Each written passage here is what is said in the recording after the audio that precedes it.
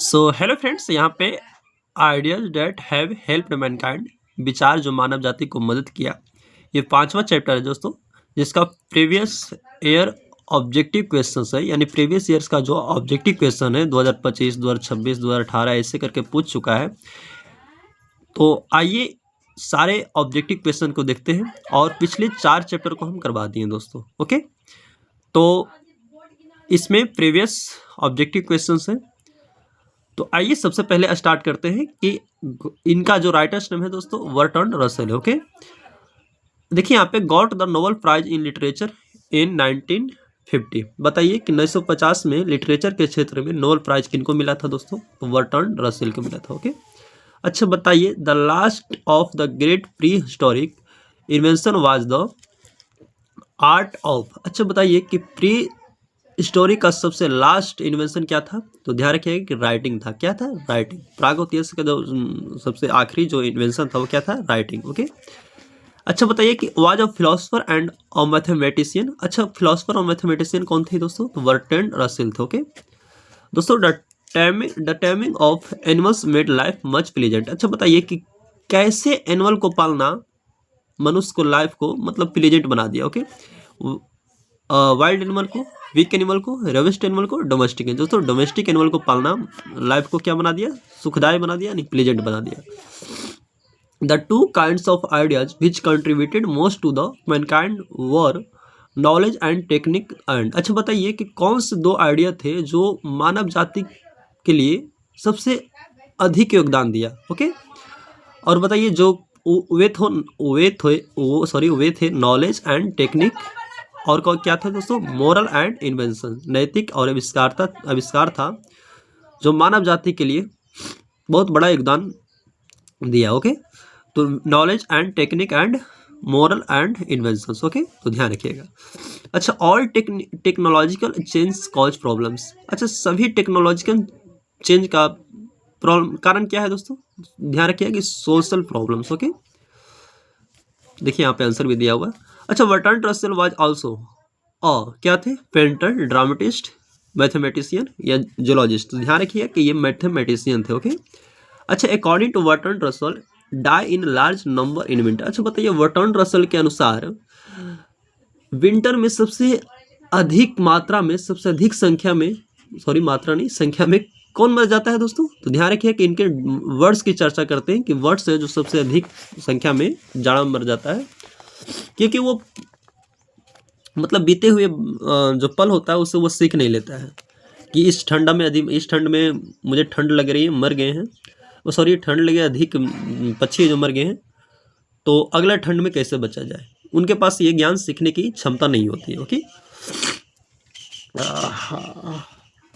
आगे देखिए यहाँ पे कि बताइए यहाँ पे Bertrand Russell was awarded Nobel prize in literature in the year. बताइए कि यहाँ पे बर्ट्रैंड रसेल को नोबेल प्राइज के लिटरेचर में जो नोबेल प्राइज मिला वो कौन से ईयर में मिला था दोस्तों? तो ध्यान रखिएगा कि 1950 में इनको मिला। ओके, अच्छा बताइए Bertrand Russell is the author of pros fish.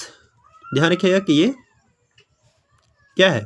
Ideas that have helped Mankind. Okay, अच्छा बर्ट्रैंड रसेल बिलोंग टू, कहाँ से बिलोंग करते हैं दोस्तों? जर्मनी, आइसलैंड या ब्रिटेन या आयरलैंड। तो ध्यान रखिएगा कि ब्रिटेन। ओके, अच्छा even more important than domestication of animals was the invention of. अच्छा बताइए कि एनिमल के जो डोमेस्टिकेशन हुआ उससे अधिक इम्पॉर्टेंट किस चीज़ का आविष्कार साबित हुआ?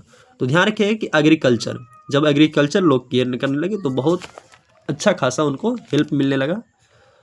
मतलब कहा जाए तो एनिमल का डोमेस्टिकेशन से इम्पॉर्टेंट क्या था? आविष्कारक एग्रीकल्चर था। ओके, अच्छा बताइए कि after language the second important thing which helped Mankind was. अच्छा लैंग्वेज के बाद जो सेकंड मोस्ट इंपॉर्टेंट थिंग्स जो हेल्प किया मैनकाइंड को, क्या था दोस्तों? ध्यान रखिएगा सी फायर। ओके, फायर यदि खोज हो गया तो बहुत चीज़ का उनको हेल्प मिल गया। अच्छा बताइए कि Bertrand Russell was a British, क्या थे? डॉक्टर, नर्स, फार्मर, क्या थे दोस्तों? फिलोसफर। शुरू से ही फिलोसफर और मैथमेटिशियन की बात आ रही है। अच्छा बताइए कि ideas that have help mankind has be written. तो ध्यान रखिए कि बर्ट्रैंड रसेल के द्वारा लिखा गया। इनका डेट कब हुआ है दोस्तों?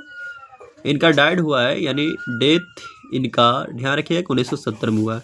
इनका जो नोबेल प्राइज मिला है वो लिट किस क्षेत्र में मिला है दोस्तों? तो ध्यान रखिए कि लिटरेचर के क्षेत्र में मिला है।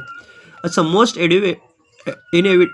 Inevitable respect in which ideas have help Mankind. अच्छा बताइए, सबसे निस्संदेह जो मानव जाति को जो मदद किया वो क्या था?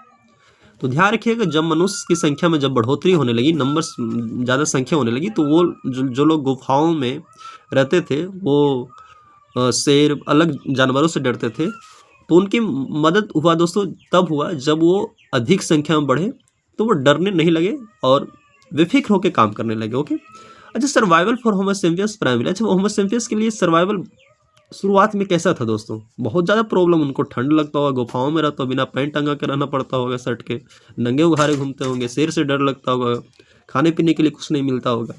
तो दोस्तों क्वेश्चन नंबर 21 है कि ड्यूरिंग समर वर्ड्स। अच्छा, समर वर्ड्स के दौरान जो पक्षियाँ होती है वो क्या भूल जाती, क्या रिमेम्बर दिस कैटास्ट्रॉफी, वो तबाही को, वो संकट को, दुर्दशा को, दुर्घटना को याद रखती है कि नहीं? ठंडा में अधिक संख्या में पक्षियाँ मर गई थी, मतलब अड़ोस पड़ोस मर गए, तो उसको ध्यान रखना है नहीं। तो दोस्तों फॉरगेट दिस कैटास्ट्रॉफी, वो पक्षियाँ हैं जो अपने संकट तबाही को भूल जाती है, उससे कुछ सीख नहीं लेती है। ओके।